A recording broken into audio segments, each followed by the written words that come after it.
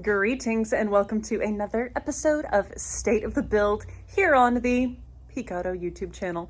I'm Emily Reeves, your host, and yeah, if you are a regular on this series, you will know that the last month's intro said I was going to do all these episodes in person, and as you can tell, I'm not in person. I'm in my shop. Poor Roxy's getting leaked on by the love, but that's why she has plastic on her. She's safe. She's just a little mildly insulted that that's happening to her right now. But she'll be okay. It builds character, right? Anyway, I got distracted. I'm doing this episode old school style where we're tossing videos back and forth. And I'm going to be featuring my friend Chris from NoNonsenseKnowHow. His channel is really awesome. He does great revivals and I'm really excited to get the scoop on his Fury wagon. Let's send him a text, why don't we? Chris, what's going on, dude? Okay, I'm in the shop. It's cold out here, but I'm being tough. Our heat does not work when it gets below like 30 degrees. And Texas is having another one of its little winter weather spells, which of course doesn't compare to Pennsylvania's actual real snow and winter. How's your world?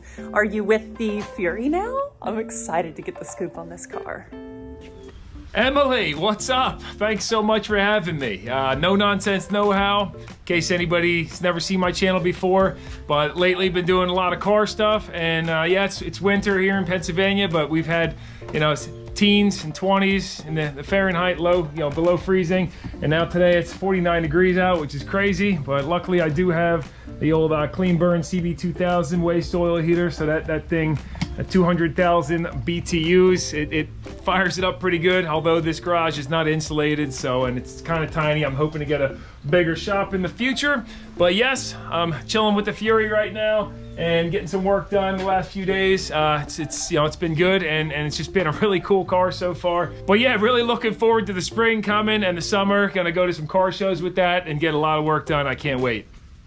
Dude, the color on that car is the best. I am such a fan of wagons, and for me, the aqua color on that car totally fits the wagon vibe. So I'm so excited for spring too, for you guys to actually be able to go enjoy it. So for the folks that aren't familiar with the history on this build, give us a quick rundown of how you found this car and what condition it was in when you happened upon it.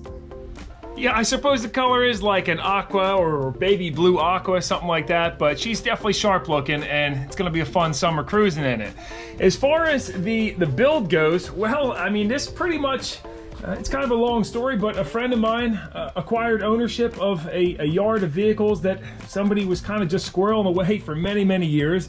And so this 65 Fury and a 71 Chevelle were two of the sharpest looking cars there. And I believe this has been sitting for around 20 years or so. I did find a receipt from 1999, but yeah, I'm working on some of the other cars from there too, and I just had to have the station wagon. I mean, there was actually quite a few people that wanted this, and it was tough getting this thing. But so the first video was pretty much just a will it run, kind of a bare minimum. I wasn't looking to put money or time. Sorry about the air compressor going on in the background.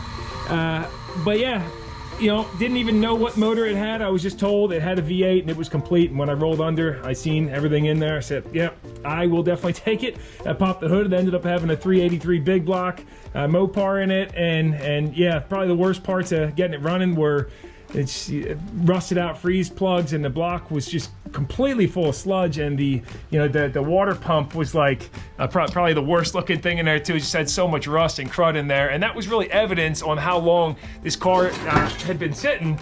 I'm tripping over stuff here too.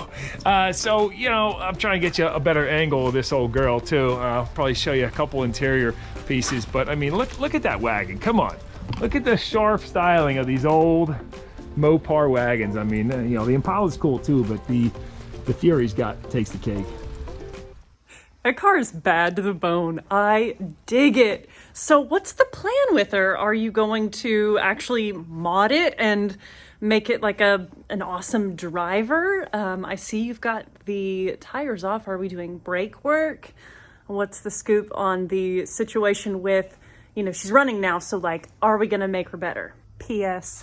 We actually have a 66 Fury 2 sitting in our yard right now that has a really special story. And so we're really excited because we've never built a Mopar before, and it's going to get love this year. It's just sitting in the yard waiting and marinating. Oops, I said it was a Fury 2. It's a Fury 3. And I'm really excited. So we'll be Fury family.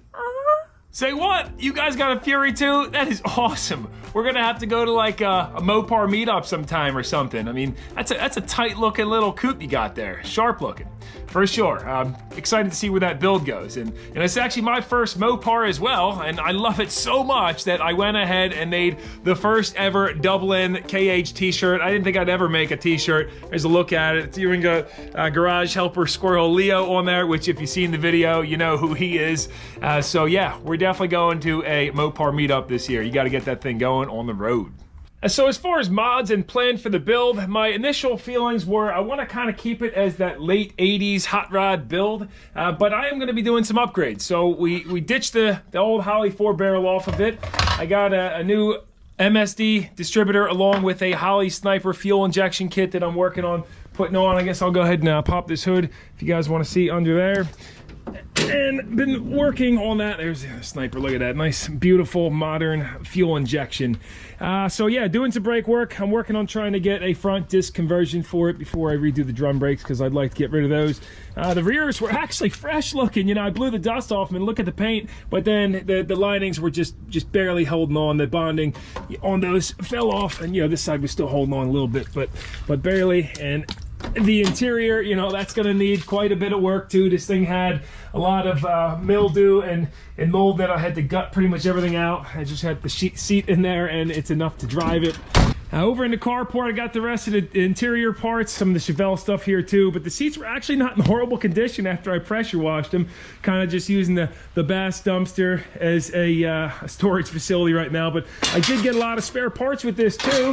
But as far as mods go, yeah, for now, just kind of working out all the kinks. You know, I popped out the fuel tank the other day, and that had a rust pinhole in the bottom, real common for them to rust through where the strap goes over. They chafe and then rust underneath of that. So I'm gonna have to get that repaired, because as I've been finding out, the parts for the station wagons can be a lot harder to get than the sedans. There was a lot less of a market for these, or demand, should I say. Oh man, this thing's gonna be such a cool driver. Okay, so we've got fuel injection and disc brakes in the front. Rear brakes look great. Oh my goodness. So we're gonna make her a driver, but do you have plans someday to yank that motor out and like go bigger, or maybe boost it or anything like that? Or are we just gonna use all of our restraint and leave it stock and, you know, chill? This is a sickness, you know, we can't leave well enough alone, and I have a feeling that you have plans to do other things other than just fuel injection. Am I right? Am I wrong? I know, it sounds so boring, right? Work the kinks out, make it a daily driver, and keep it as is. Probably not.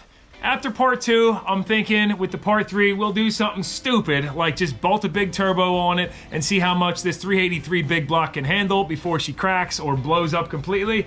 Or maybe we'll do it right, pull it out, and put some forged components in there, drop the compression down, and do a full build. So we'll see where we go with that, but if anybody's got ideas of what they'd like to see done with it, feel free to drop those comments down below. And I also would love to switch this over to a manual trans, since driving it automatic just kills my soul. But, you know, that's just me, I suppose.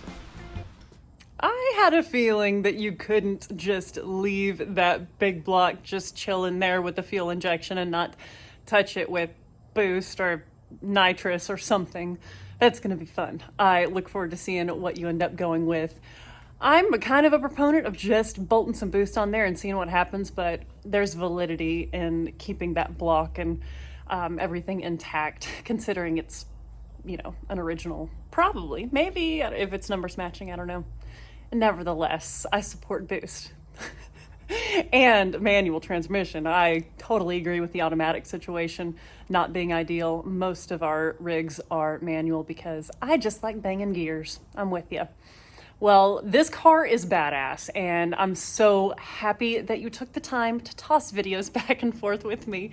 It's been super fun getting the lowdown on it, and I'm sure everyone has also enjoyed this. If they're a follower of yours, they're probably really stoked to hear that there is boost in the future for that car. Awesome stuff, dude. Thank you so much for taking the time, and I look forward to seeing you at the Mopar party that we're gonna have with our Furies. Check you later. Yeah, bolt the boost on and go sounds good to me. But no, seriously, it does actually have a block from 1965 in there, so it could be the more than likely is the original engine to the station wagon. So it wouldn't be a good idea. In fact, I did once do that on an old Mustang 5.0, just put a supercharger on there. I didn't back the timing off quite enough, and I ended up cracking the cylinder on it. Not good. But yeah, I guess that wraps this up, and I really appreciate you, Emily, for having me on here, and more importantly, Peak, thanks so much for putting this together. If anybody does have any other questions about the Fury, the 1965 Fury, feel free to drop those down below, because I'll try to jump on this video too and answer any of those questions, and certainly any feedback you guys have as far as what direction I should go in the future on this would be cool. So, all right. No Nonsense Know-How, NKH, over out.